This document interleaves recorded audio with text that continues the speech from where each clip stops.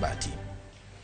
Somo mar junior secondary ochakore ayanga odiochieng' ma kawuono e pacho kamangima ka jopuonjre mag grade mar 7 oyudo thuolo mar chako winjo much somo e klas no masani obiro manyien. Jatend migawo mar somo Ezekiel Machogu ne otelone rango kaka somo no chakore kendo singo ne piny owacho temo matek mar chopo singo duto kata bed ni moko kuom jonyuol kod jopuonj to pod ni kod ng'ur. Jafwambo marwa Judith Omondi miyo ler mathoth ewi wachno. Ma e wuok tich mane owinjo jopuonjre mag grade mar 7 chakie somo ayanga. Chenro mar yango ka bende jopuonjre gi odonjo e skunde mopogore opogore otim kod jokanyo mag sekta mar somo ka otelnegi kod jatend migawo mar somo mane omoli e skund primar ma Nairobi. Machogu olero ni en kod adier ni jopuonjre duto mohewo milion 1.2 mane otimo penj mar KPSEA biro donjo e junior secondary kendo gin kaka jokanyo mag sekta mar somo gitemo matek mar tieko ng'ur mapod okwako sekta no. Moko kuom gik mane girango odiochieng' ma kawuono en buge mabiro konyo jopuonjre go. Giving out 17,800,000 set of books to all our students in the junior secondary school.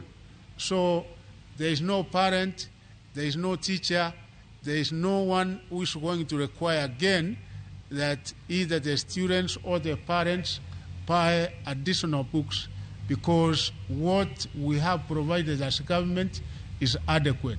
Bende okwedo mokalo weche moko mawuok ni jopuonj moko juogo jonyuol e skunde mag piny owacho, wach moko ni en ataro mar chik. And let me repeat that no principal, no board of management, no parent association, no any other person will be authorized to come up with unnecessary levies as registration fees. Tend skunde mopogore opogore mana watu gode kaunti ma Migori, Homa Bay, Siaya kod Kisumu koni gi yene jopuonjre mondo chak somo kata bed ni giunge kod uniform manyien. For the time being, since the board of management is strict contemplating about the uniform, we are going to tell them about the uniform, but right now the students are reporting using their previous uniform. All that should be done by the school management is to indicate the kind of uniform required, the color and the specifications, and from there the parents are at liberty to buy the uniform from anywhere that they so wish. Kangur maduong e moko kuom skunde to en ni giyudo kwan mar jopuonjre mathoth mokalo kendo kata klese korono kaluwore ni skunde moko ne ok omi thuolo mar chwalo somo mag junior secondary.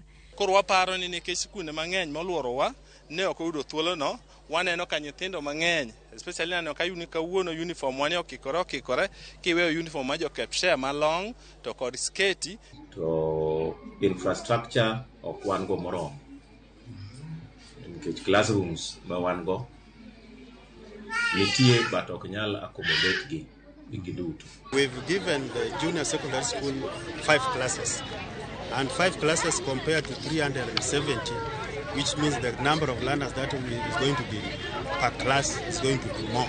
Director matayo chenro mag somo e gwenge ma Nyanza Nelson Sifuna yango ni nyalo nitie mar dok nono skunde mane ok opuodhi mondo yaw dhot malach ne jopuonjre.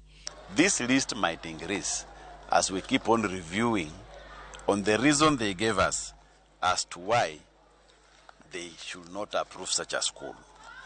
In areas where we find very long distances, we will still go ahead and give permission to host junior secondary. Kata bed ni jopuonjre gi ne odonje skunde, duol mandiko jopuonj pod irito mondo mi ochwal jopuonje. Jatend migawo mar somo okwayo tend skunde ma ok bi yudo buge kochopo tarik 17 mar dwe mar 2 mondo ochwal report machal kod mano ne director mag somo e counties duto ma pacho ka. Judith Omondi, Ramogi TV.